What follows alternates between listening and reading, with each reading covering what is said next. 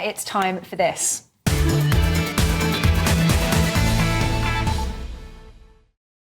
Now it's time for tonight's main event. The BBC may remove Huw Edwards' voice from the Queen's funeral and the King's coronation coverage. This comes after the former newsreader pleaded guilty to possessing indecent images of children. Some people say this is the right thing to do, as Huw has disgraced himself. However, some believe that this is going too far, as he was part of these historic events, and that would be to rewrite history. Now, let's see what Dr. Renee and Benjamin think of this one. Ladies first. Wait, there you go, Renee. OK, so I heard this and I was thinking about it today, that the BBC were thinking that they could, using all of the technology that they have now, remove Huw Edwards' voice from the coverage of the Queen's funeral. And I thought about that and I thought how ridiculous it was as an idea. Now, I'm the first one to defend children and say that we don't value them enough and we don't punish people enough when they do bad things to children. But this isn't about that. This is about something that's already happened. It's in the past. His voice is there. We didn't know about his crimes then. And I think the moment we start tampering with history and erasing people's voices from AI and maybe putting someone else's voice over, when do we stop that? Where's the line? When do we go to books and start taking out words and pages? I mean, some could argue we've already started doing that with some of them, Roald Dahl books, for example. But in the main, I'm not a fan of changing history. We can explain it, but I think to start removing it and to start taking away people's voices is actually so Orwellian that it's dangerous and it's scary. I think it's a complicated one, for sure. But look, Huw Edwards has turned out to not be the man we thought he was. He's a monster, he's a liar, he's a money grabber. And that has become painfully true in the last week or so as revelations have emerged. And what I have a problem with is that, you know, if he were to be removed from random programmes he'd done from the BBC, would it matter much? Maybe not. But what we're talking about here, and what's been reported on in the Daily Telegraph, is that his narration of the Queen's funeral and of those days of national mourning for this country, that his voice be removed from that.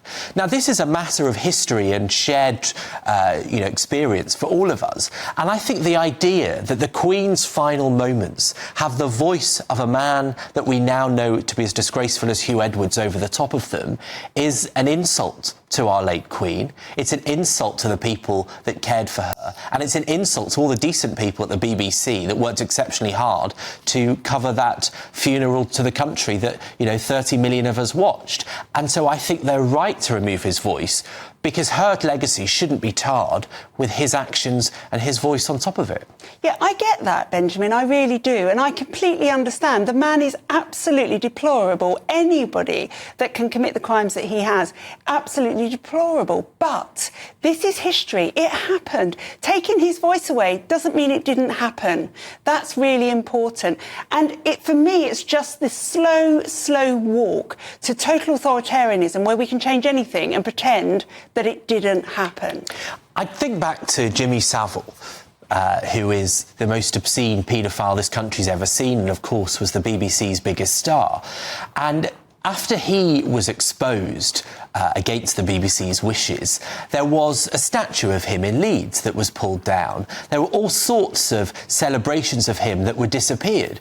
Now, I don't think anybody that had a note of Jimmy Savile, whether it was a plaque on the wall or a statue in Leeds, would want to be walking past those. They'd say they should be removed. And I think that is the attitude we should go by. 100%. And a statue is a statue. You take it down, nobody knows it was there.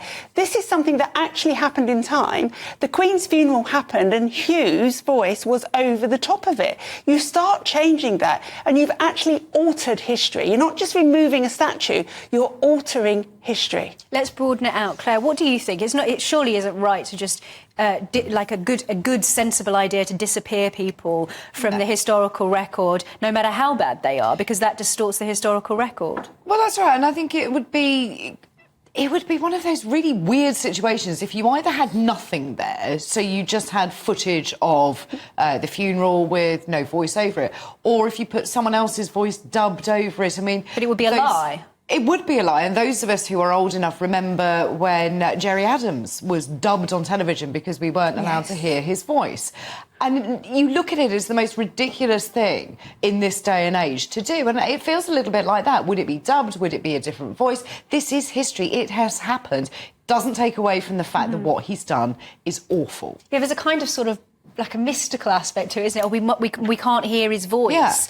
Yeah. But it is how it happened. It is how that was reported. And so surely it is wrong to just remove his voice, no matter how bad he is. I think it's all a bit silly. It's a bit of a red herring. The biggest... They just want to make some kind of statement out of it. Yeah, the biggest issue here is the fact that the BBC is going to be forced to pay £300,000 a year for Huw Edwards' pension, his gold-plated pension, even if he serves up to 10 years in prison for his crimes. And the reason being is because the BBC apparently don't have morality clauses in their contracts. I don't know if anyone has watched The Morning Show on Apple TV, anyone at home. It's one of my favourite series, but it's about a news anchor who gets up to some sexual mischief, some impropriety, and he gets sacked. He loses everything. He loses millions, he loses his home, because in his contract is a morality clause. It turns out, and Tim Davie alluded to this week, that the BBC don't have morality clauses in their contracts. That's going to be quite unusual. At least not Huw Edwards' contract. So regardless of what he's done and how long he spends in prison, Huw Edwards is going to be pocketing £300,000 a year of licence fee money for the rest of his life. Yeah, Benjamin, are they not deflecting from the reality, like the fact that the real issue here is that licence fees, which is, the licence fee is effectively a tax, licence fee payers have been funding the salary and will continue to fund the pension of a convicted paedophile? I think they probably are doing that, yes. And I think that this is them trying to look like they're doing the right thing after they've done the wrong thing for a very long time. You know, we know from the Sun's excellent reporting in the last year that the parents of one person who's not involved in what he pleaded guilty to, but they'd made complaints to the BBC repeatedly and they'd been ignored. So they weren't doing the right thing when no newspapers were looking.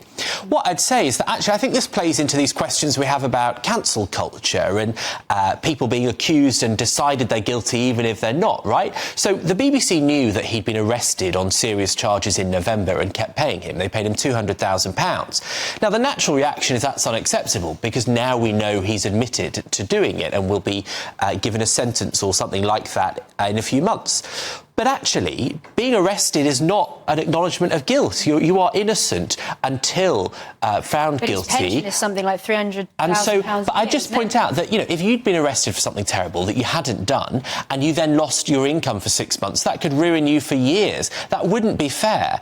And I think that, to say that the BBC should have cut him off then, well, you might think that because it turns out he's he's a total wrong-un. But actually, that's a rule that would get very messy if we all lived like that. Yeah, I agree. I think that they were in a very difficult situation in the actual period between him, first of all, being arrested and charged. 100%. I don't think they could have done anything else. But as you rightly say, the time for them to act was when the parents went, and they had form. People came forward about Jimmy Savile and they were dismissed. When these parents came forward, they should have learned from their previous mistakes and said, something here needs investigation. Not just Huw Edwards, of course, because it's a whole long string of examples of wrong-uns that they didn't sort of take serious, pick up on, or there's obviously some kind of, they're paying huge salaries to people in diversity roles, and they have not got their safeguarding sorted out. And that's the problem. And if you listen to Tim Davie's comments and the sort of almost speech lecture that he gave as an interview, it sort of said, well, we didn't really know, so it can't really be our fault. And it's that attitude I find shocking from an organisation, as you say, that has many, many diversity czars hidden within it, and we all pay it through a tax, which is the licence fee, that they didn't know, they didn't understand, they couldn't see what was going on. Yeah, they won't know if they don't investigate it, will they? I mean, which was clearly the attitude they were taking. What is it? Don't say, don't hear. What's that phrase? Hear no evil. Exactly. And, I think that's the problem here. And actually, I would also lay this, that, Jeremy Vine, the Radio 2 presenter, he the other day said that he'd always found Huw Edwards a deeply unpleasant man, that he wasn't very nice. And so it suggests that the culture at the BBC was accepting someone highly dubious for quite a long time. And let's just remember, whilst the BBC chases cancer patients for unpaid licence fees, paedophile Huw Edwards is on $300,000 a year. There's where you're Well, that's a very good note to end on. Still ahead, we will take your questions in Ask the Five. Nothing